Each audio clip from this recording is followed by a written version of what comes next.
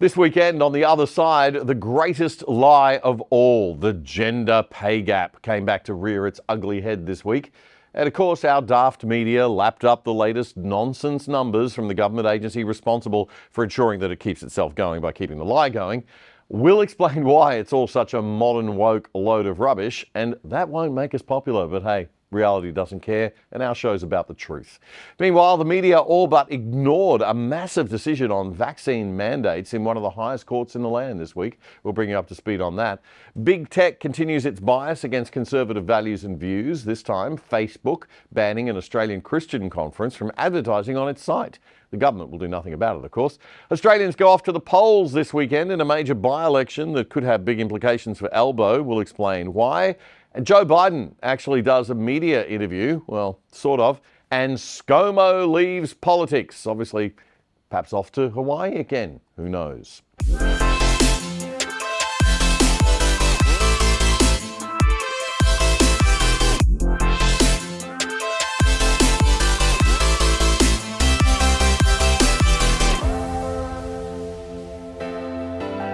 G'day Melbourne, g'day Port Pirie, g'day Australia, and welcome to episode 303 of The Other Side Australia for the weekend commencing Friday, March the 1st, 2024. I'm Damien Curry, and welcome back to the show that declares its bias right up front. We are free market, free trade, and free people classical liberals. We don't believe the government is our mummy and daddy. We believe in silly old-fashioned Aussie values like personal responsibility, not sponging off government welfare and taxpayers, and contributing to the community by being productive. Strong opinions will be expressed, and we invite you to disagree. The idea is to present different perspectives than the old legacy media to make us all think, me included. Let's go. I'm in a mood today, I've got to warn you. The big story today, I believe, is that we now live in a new Australia where you don't have the right to know anything. The ASIO boss, our big spy agency boss, says an Australian politician was working as a spy for a foreign power, undoubtedly China. The Albanese government and the Dutton opposition have basically seemed to not care too much. They think you have no right to know who this person was. They both say that they know who it is, but they can't or won't name them. Right. Name them? They should be jailing them. Now, some have said that Peter Dutton is in the process of moving towards pushing for that sort of resolution from all of this, but it's way too slow, and he's been way too lacking in criticism and being outspoken and loud enough about this. Joe Hockey had to step up, former minister of the Liberal Party government in the old days, had to step up and say something quite strong yesterday about it. So that aside, in Victoria, we had a court suppression order this week that's stopping you from knowing anything and me from reporting anything much about one of the worst racial crimes I have ever heard of. And I don't like being gagged. It involves some pretty high-profile left-wing activists. Avi Yemeni and Rebel News are fighting that suppression order in court. So when we have a resolution, hopefully in the coming week, I'll be back to bring you news on that story and the other story about the spy, and I hope we find out who that is this week. But we've really become a nation of sheep, led by bureaucrats and lawyers who want to decide for themselves what they will and won't tell us. Why? Because they know they can get away with it. Australians are weak and we don't arc up. Half of us don't even know what's going on half the time. It's an absolute shame.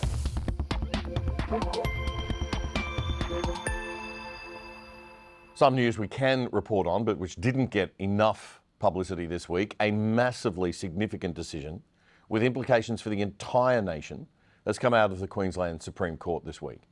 Justice Glenn Martin on Tuesday declared that the Queensland Police Commissioner's direction for mandatory COVID-19 vaccination that was issued in December 2021 for all the police service was unlawful under the Human Rights Act. I repeat, it was unlawful under the Human Rights Act.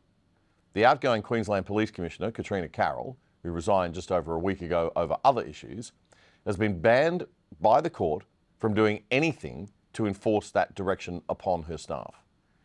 Our justice system is unacceptably and inexcusably slow in Australia. It's a failed system, effectively, because of its slowness. And so the damage has already been done to the many workers affected by workplace mandatory vaccination directives. But this is a very significant legal decision, and it will make any repeat of this heinous crime against the civil liberties of workers difficult in the future.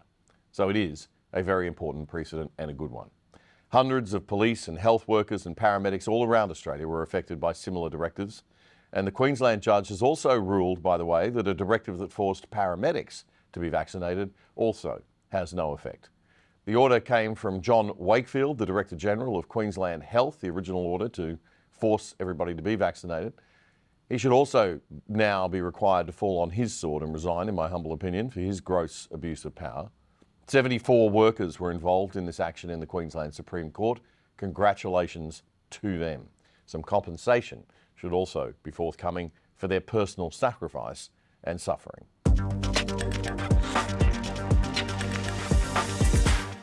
The myth of the gender pay gap reared its ugly head again this week.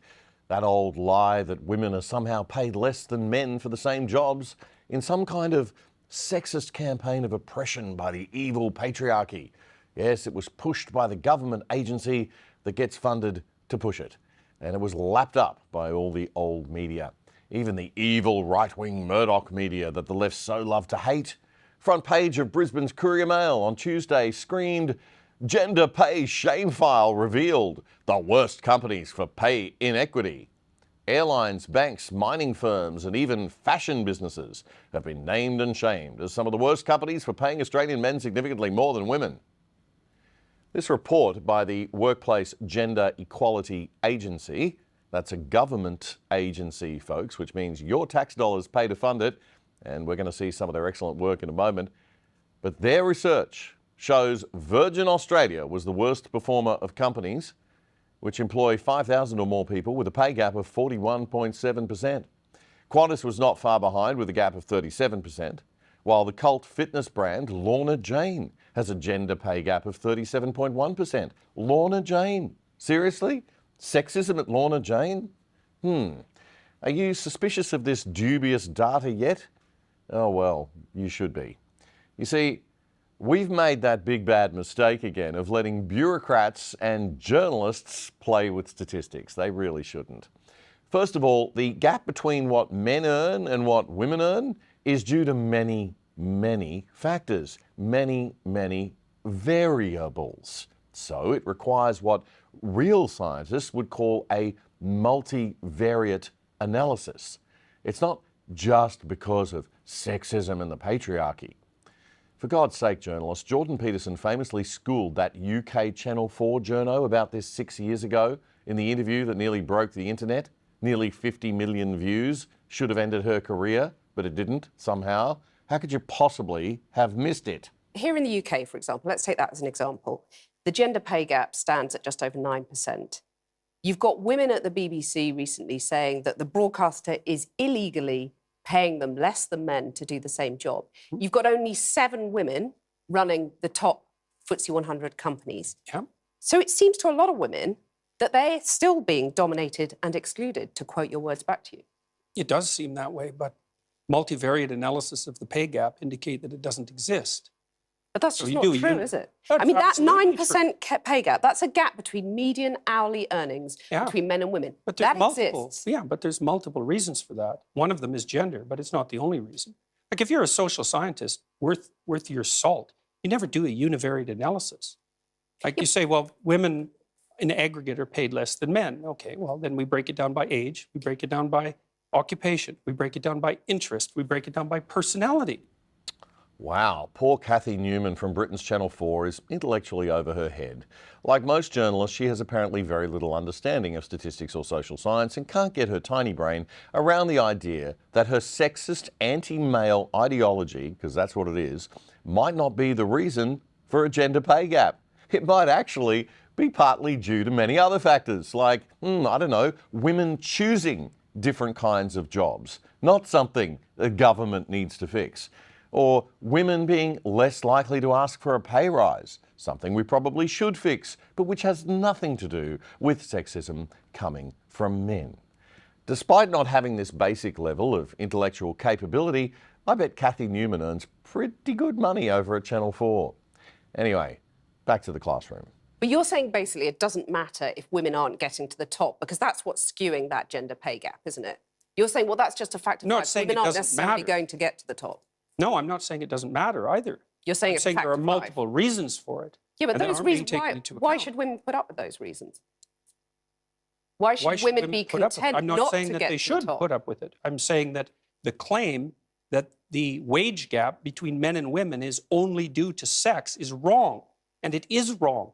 There's no doubt about that. The multivariate analysis have been done. So I can give you an example. You keep on talking about multivariate analysis. Let me give you an example. I'm saying that 9% pay gap exists. Yeah. That's a gap between men and women. I'm not saying why it exists, but it exists. Now, Yeah, but if you you're a have to say woman, why that it seems exists. pretty unfair. You have to say why it exists. But do you agree that it's unfair? If you're a woman, Not necessarily. and on average you're getting paid 9% less than a man, that's not fair, is it? It depends on why it's happening. Poor Jordan. Honestly, it's like watching Albert Einstein being interviewed by Lisa Wilkinson. It's just not a fair fight. She is so out of her depth. Poor old Cathy couldn't cope with the idea that some people, including women, might actually not want to take on high-paying, high-stress roles and may voluntarily step away from them. Shocking. Do you agree that you would be happy if that pay gap was eliminated completely? Because that's all the radical feminists are saying. It would depend on how it was eradicated and how the disappearance of it was measured. And you're saying if You it's at can't- the you cost can't- of men, that's a problem. Oh, there's all sorts of things that it could be at the cost of. It could even be at the cost of women's own interests. So, Because they might not be happy if they get equal pay. no, because it might interfere with other things that are causing the pay gap that women are choosing to do. Like having children. Well, or choosing careers that actually happen to be paid less, which women do a lot of. But why shouldn't women have the right to choose not to have children or the right to choose those demanding careers? They do. They can. Yeah, that's fine. But you're saying that makes them unhappy, by and large. I'm saying no, I'm not saying that. And I actually haven't said that so far. You're saying it makes them miserable. No, I at the said that beginning. what was making them miserable was having weak partners. And once Jordan got back to talking about what was wrong with men, Cathy was happy once again. So that interview has been viewed 47 million times on YouTube. Yet the old legacy media keep on wheeling out stories about the gender pay gap without asking the all-important why question. Someone who did ask the why question about 6 or so years ago right here in Australia, if any journalists would care to look it up and do their damn job, was former Senator David Leyonhjelm of the Libertarian Party. He asked it of the leaders of this workplace gender equality agency that we all pay for with our tax money, and which should be shut down, by the way. And this was at a Senate committee hearing after 2016 data came out. The agency reports a workplace gender pay gap comparing male full-time employees and female full-time employees. But male full-time employees work longer hours on average than female full-time employees. And the agency doesn't account for this when reporting the workplace gender pay gap. Sorry? What? Men work longer hours than women in full-time employment, but they don't even bother to take that into consideration? In other words, they are deliberately distorting the data to get the outcomes they want. Surely not. I'm sure the agency's Libby Lyons can explain. The gender pay gap as at May 2016 was 15.7%. It is a survey of employees, that information from the ABS. It's not a census. And it's only conducted every 2 years. They only collect the data every 2 years. What we do is we annualise our figure to full-time. So we look at all part-time employees and full-time employees that may have worked part of a 12-month period, and we annualise that data to take into account part-time hours. So therefore we're converting the part-time hours to full-time, if you like. Right, which has absolutely nothing to do with the question she was asked and has no relevance to this discussion about whether men are working longer hours than women and whether that's being recorded in their analysis. So do you take into account the fact that on average a male full-time employee works longer hours than a female full-time employee? Not directly, no. Oh, okay. So that would probably be the most basic thing to do. But what does this agency do all day? They sit around, have cups of tea, but they don't do it. No, they don't do the most obvious thing. Okay. What about if you did it on an hourly rate? What would be the gender hourly pay gap? Well, we don't have that data, Senator. You don't have that data? No, because we ask for annualised salaries from our employers when they report their data in. What do we pay this agency for again? Oh, that's right. We pay them to legitimise the gender pay gap argument of the left. So all they have to do is show the data that supports the lie that there is a gender pay gap based on sexism and the patriarchy. Actually getting to the truth, well, that would be in breach of their stated purpose. Got it.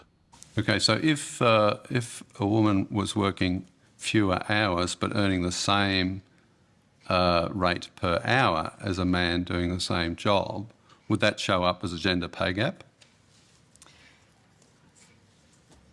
No. But well, then in that case, you are looking at hourly rates.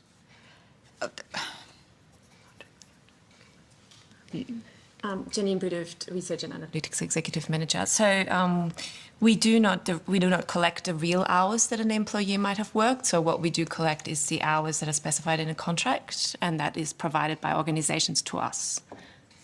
If that makes sense. Mm-hmm. Yeah, but I mean, if you do you annualise it on the assumption that men and women are working the same number of hours, or is it actual earnings? It's actual earnings, and we are unable to. We don't have the data to distinguish or to then adjust for hours, because we cannot collect the real hours that employees are worked. Okay, so let's be clear here. They know that there's a pay gap, but they can't tell you if that's related to the number of hours worked. So anything they claim about a gender pay gap due to unfair pay based on sexism has zero basis in fact. The president of Argentina, Javier Milei, would have shut this agency down immediately after that and sacked a lot of them. These people are nothing but ideological warriors for the left, sponging off taxpayers and the productive people of our society. But not Australia, no. We don't sack people for incompetence. We're too busy tearing down our competent people and making them as incompetent as everyone else so we can all look equal. Equal, so important to be equal. No, these guys lived on to fight another day, and they gave us the BS data that has been lapped up by the media this week in headlines like this. And that is supposedly the Murdoch right-wing media, by the way. Imagine what our left-wing media are saying. God help us.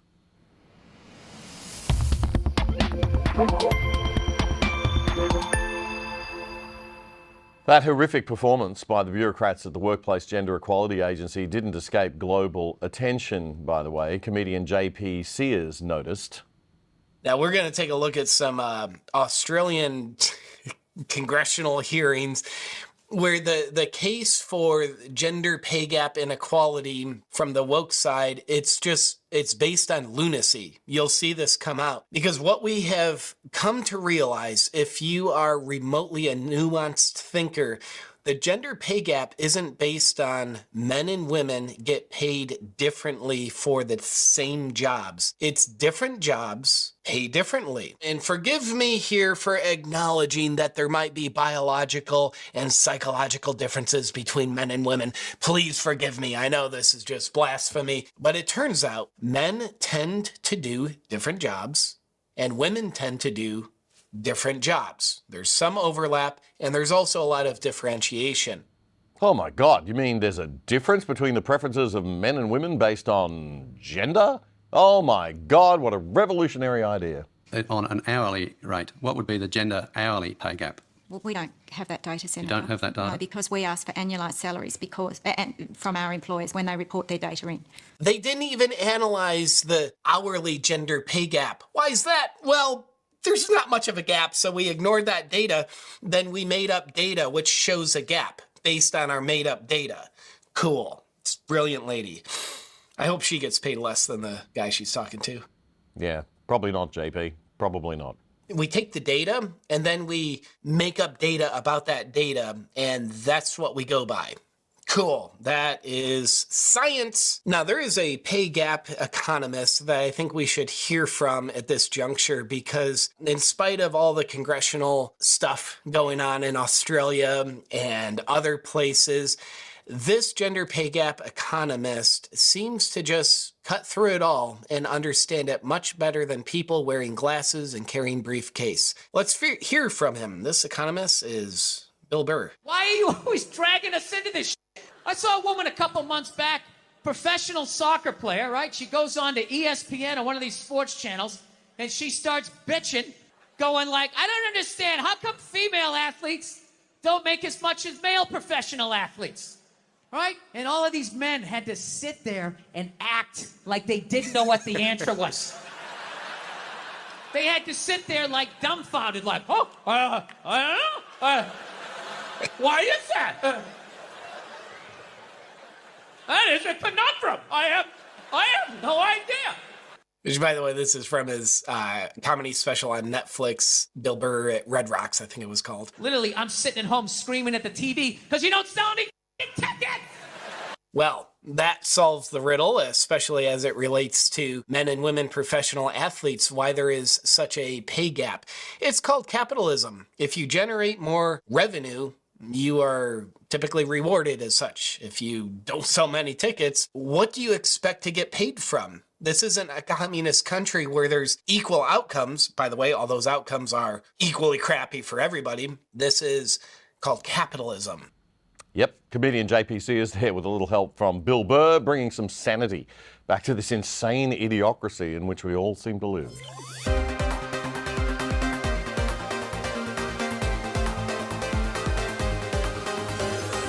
There's a by-election on this weekend. You probably know the result of it if you're watching the show after Saturday night.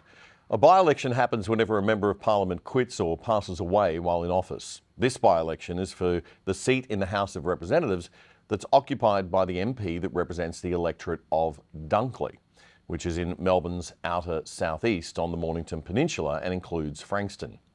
Sadly, the Labor member for that seat, Peter Murphy, passed away just before Christmas from breast cancer at the age of only 50. This should be an easy win for Labor. Peter Murphy was a popular MP with the locals. She won the seat in 2019, but before that, it had been long held by the Liberal Party until the electoral boundaries were redrawn in a way that slightly favoured Labor. This is making political analysts feel that this by-election, more than any other, is a real, as they like to say, litmus test for Anthony Albanese's leadership and also for Labor's hopes at the next election and for Peter Dutton's strategy and how he's doing. Despite a passionate campaign by the left, the ABC and the ACTU and others, to make us all believe that inflation is the result of supermarkets and corporations are ripping us off, which it actually isn't.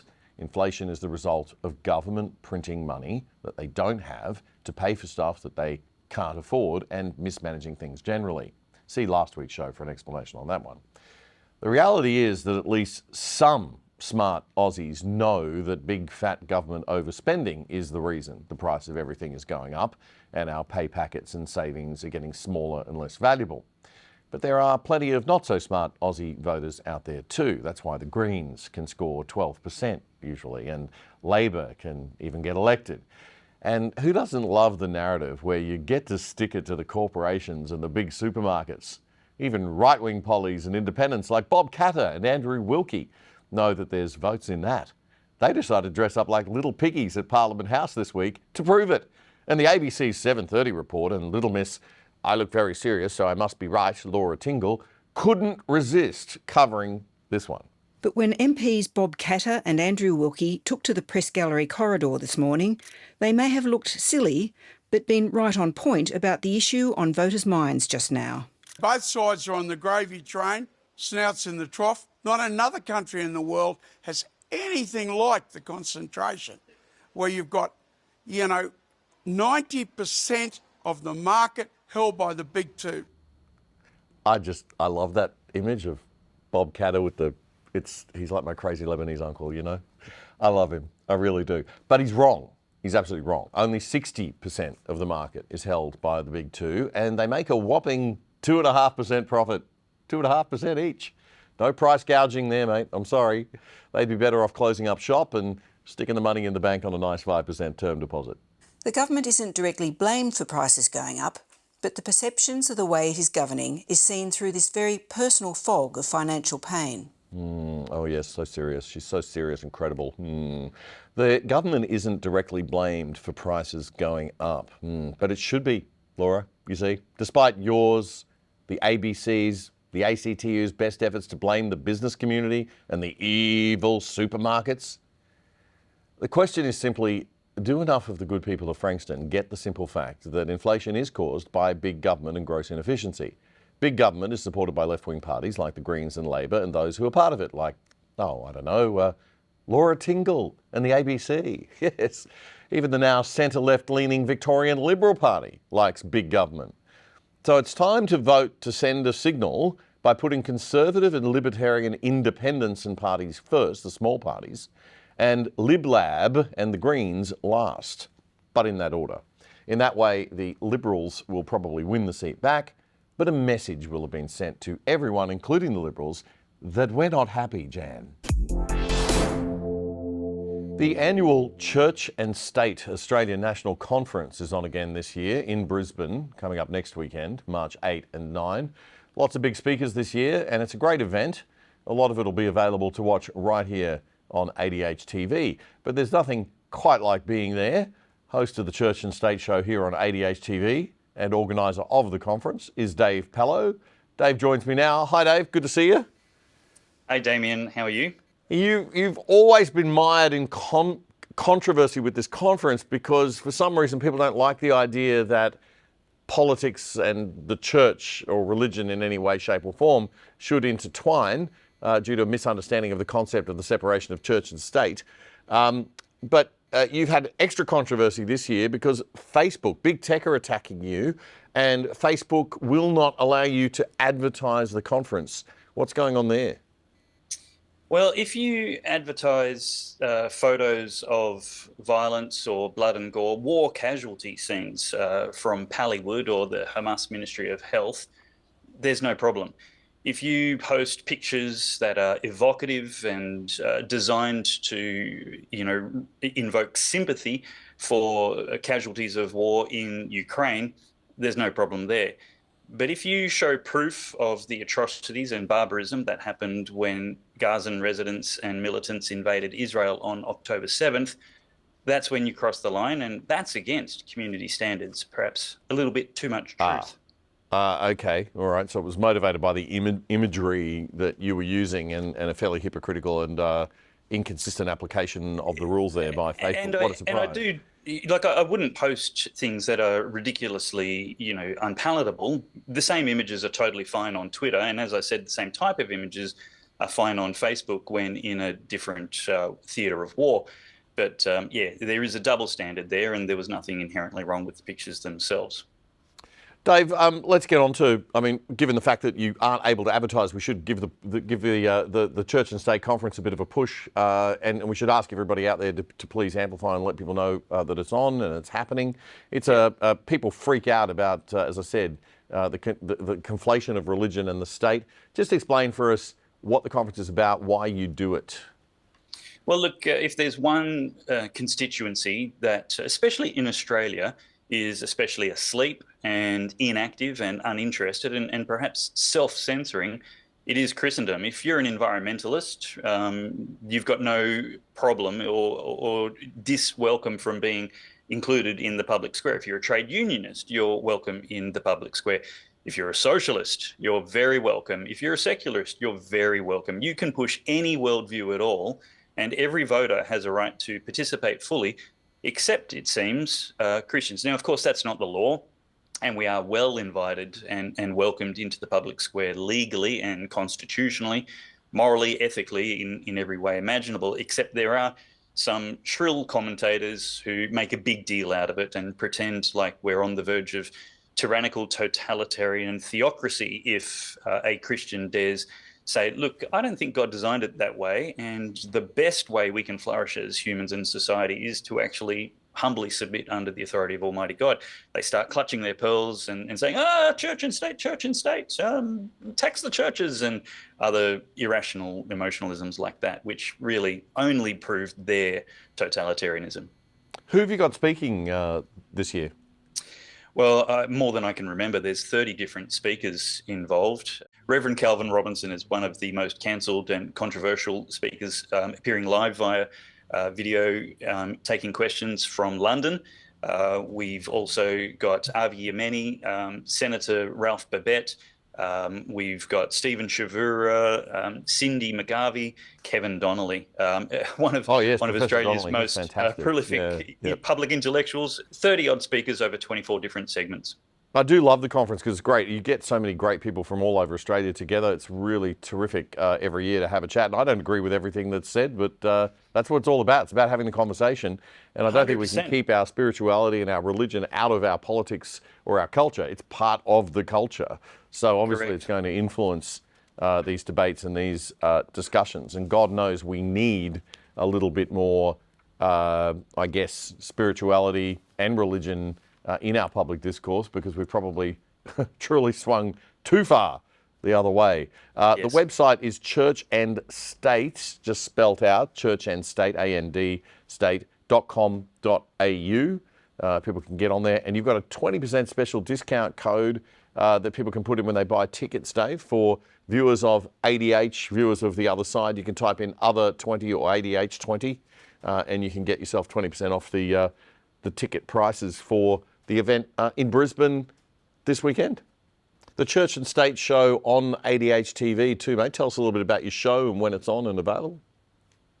Right, so the Church and State show is basically a continuing conversation of the conference where I will interview various guests, and they won't always be theological or Christian. Essentially, it's the paradigm I'm coming from is of Christian. That's what I offer, and if I'm wrong, I'm well open to the debate from guests or from viewers. Well, Dave, thanks very much for your time. We really appreciate it. The Church and State show here on ADH TV, and also Church and State Conference this weekend coming up in Brisbane, and also we'll have lots of coverage of it on ADH TV as well.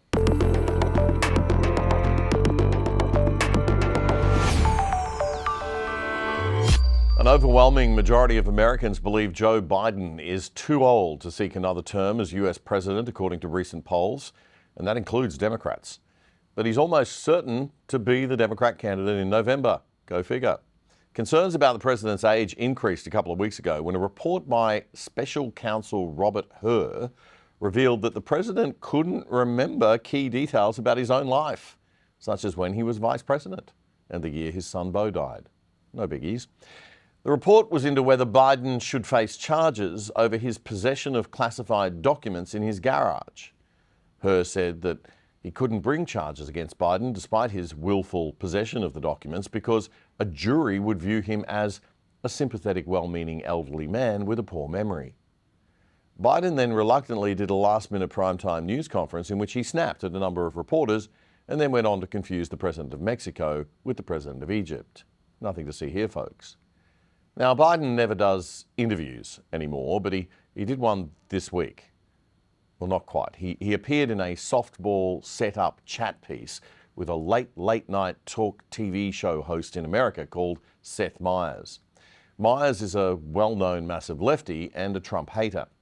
The president dismissed concerns about his age and had a dig at Donald Trump right before rambling and losing his train of thought completely. According to recent polling, this is a real concern for American voters. How do you address that concern going forward as you come up to the 2024 election? Well, a couple things. Number one, you got to take a look at the other guy. He's about as old as I am, but he can't remember his wife's name. Yeah. And number one. Number two, it's about how old your ideas are. Look, I mean, this is a guy who wants to take us back. He wants to take us back on Roe v. Wade. He wants to take us back on a whole range of issues that are 50, 60 years, they've been solid American positions. And I really mean this sincerely. I think it's about the future. And every single thing we've done, I think we've got some good things done. Everything, and they told us we couldn't get them done because things were so divided. And but I think everything we've gotten done, he's just friendly stated he wants to do away with if he gets elected. And I really think his views on where to take America are older than, anyway, I don't want to get going. Anyway, I don't want to mumble. What was I saying again? Mumble.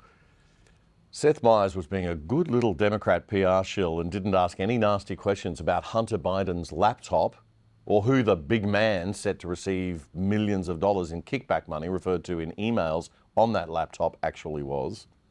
And he even helped the Democrats downplay the very recent serious report from Special Counsel Hur by joking about it at the start of the interview. Welcome back to Late Night. We're here with President Joe Biden. You mentioned some classified materials, some documents recently leaked, some classified documents. And this isn't a gotcha show, but I do want to ask about it, that says you are currently 81 years old. Who the hell told you that? Yeah. That's classified. That's classified. Ugh, cringe, like that wasn't scripted. News reports say that some top veteran Democrat political strategists like David Axelrod and James Carville are seriously alarmed by Biden's recent performances. And even the left-wing New York Times has called for Democrats to choose a different nominee and for Biden to politely step aside.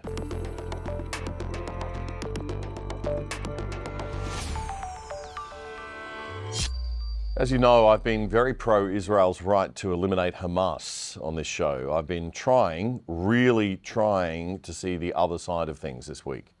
Nobody likes seeing people get killed. Too many people have been killed. I'm not going to do the usual thing and say women and children, because men and adults matter too. And soldiers matter. They bleed like civilians. All lives matter. But I just can't get into the pro-Palestine arguments. Never mind that the entire thing has been infiltrated and corrupted by the left-wing activists in the West, like they always do, getting their grubby little fingers on every issue, every cause, desperate for their glorious revolution to happen. Nope, even if I try really hard to filter out the left-wing nonsense, I still can't seem to find a path to supporting a ceasefire, because I can't find an answer to three big questions. The first question is, what is Israel supposed to do about a neighbour that wants it wiped off the face of the earth and has said so repeatedly over the years? Secondly, if we want the killing to end and we don't want the invasion of Rafah to happen next week, why isn't Hamas surrendered fully? Why hasn't Hamas surrendered fully? Why haven't they come out from hiding behind the refugees and the civilians in Rafah? Why haven't the Hamas leaders that are hiding in plain sight in Qatar been handed over? And why haven't all the hostages been released? And thirdly, why hasn't the Muslim world come to the aid of the Palestinians that they claim to care for so very much? Why hasn't Egypt opened the border for their Muslim brothers to allow a safer, more hygienic refugee camp to be built? Why haven't the richer Gulf states decided, like Australia has, to take a few thousand Gazan refugees each or flood money into Egypt to enable it to help? These are the questions I can't get past. I'm stuck where US Senator and former presidential candidate Marco Rubio was late last year when he was confronted outside his office by a ceasefire advocate in this now famous social media video clip. Senator Rubio, will you call for ceasefire? No, I will not. Gaza? On the contrary. Rubio, Are you filming it? Wait, I want you guys to get this. I want them to destroy every element of Hamas they can get their hands on. These people are vicious animals who did horrifying crimes. And I hope you guys post that. And what about the civilians that are being killed every day? Hamas should stop hiding behind civilians, putting civilians in the way. Hamas knew that this was going to lead to this. So Hamas should stop building their military installations underneath hospitals. So you don't care that 15,000 have died? You don't care about the babies that are being killed every day? I think it's terrible, and I think Hamas is 100% to blame. That's what I think. Make sure you post that, please. You see, we can't keep blaming Israel for the tragedy of Gaza. Hamas is to blame. And we can't expect Israel to play humanitarian aid agency to their enemy during a war. The Arab world is responsible for that. Israel has to focus on one thing, protecting its nation and its people, and ensuring an attack with the vile intent of October 7 can never happen again. Not just to Israel, but to any of us, because it could happen anywhere. They simply must eliminate Hamas for good. They cannot, after October 7, leave one single Hamas warrior alive.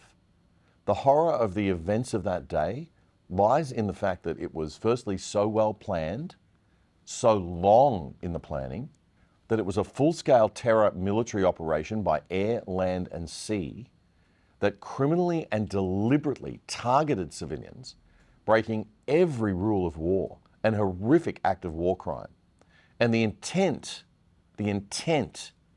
is what matters. And the intent was to kill civilians. And not just kill them, but to do so in such a gruesome and deliberately brutal way so as to terrorize everybody. October 7 was the end of Hamas. It had to be, and it has to be. And they know that, and they knew that. The entire world must ensure the message is sent. Such acts will never get you what you want, or even part of it. On the contrary, they will see you eliminated, and your people will suffer as a result. Once Israel has wiped out Hamas, they've then got to work to contain or eliminate their equally evil terrorist cousins, Hezbollah, in southern Lebanon. In the meantime, let's pray that Hamas and the wider Arab world see to it that the innocent civilians of Gaza are saved, because it's in their hands and it's their responsibility. It's not Israel's and it's not the West's. Scott Morrison left politics this week with a speech in Parliament that was as daggy as you'd expect. ScoMo accepting a challenge from his daughters to work in the title of every Taylor Swift album. I apologise for this clip in advance, but it'll be over in a minute. It is true that my political opponents have often made me see red. Often when subjected to the tortured poets who would rise to attack my reputation. In response, I always thought it important to be fearless and speak now, or forever hold my silence and allow those attacks to become folklore. Ever since leaving university in 1989, this has always been my approach. My great consolation has always been my lover, Jen, who has always been there for me whenever I needed her from dawn and beyond the many midnights we have shared together. See, I'm actually a true numismatic, after all. And I can assure you there is no bad blood, as I've always been someone who's been able to shake it off. Oh God, thank you for bearing with us for that one. I don't know why feminists don't like him. He's always done a great job of amplifying the daggy dad myth that permeates Australian culture. They should be giving him a medal instead. Anyway, that wasn't the worst of it. The worst of it was when he tried to justify his government's cowardly mishandling of COVID. You know, the part where he absolved himself of leadership responsibility by setting up the National Cabinet and deferring to the state premiers, who in turn tried to absolve themselves of leadership responsibility by deferring to their chief health officers and ignoring all other advice and warnings. Or the bit where he wouldn't let Australian citizens return home, even those whose lives were at risk stuck in India, rendering the Aussie passport a useless piece of paper. Or the bit where he allowed the premiers to run roughshod over our constitution and closed borders, impose ridiculous fines, fire rubber bullets at protesters, use the police as political weapons, force people to inject an unproven, questionably effective vaccine or lose their jobs. Yeah, he seemed to just, I don't know, forget all that stuff, as politicians do when they reflect on their time in power. And he spoke only of his achievements, some of which are notable, some of which are a little inflated and questionable in my opinion, but you judge for yourselves. We'll just let him have the last word here. I guess he's earned that right. Having saved for a rainy day, it was now raining. It was pouring. and we had to respond. Australia would emerge with one of the lowest fatality rates from COVID in the developed world. When compared to the average fertility rates of the OECD countries, Australia's response saved more than 30,000 lives. We were described as the gold standard of COVID responses by Bill Gates at the Munich Security Conference, and the second most COVID-prepared nation by the Johns Hopkins Institute. This will always be to Greg Hunt's great credit, and all those he worked with, his eternal credit.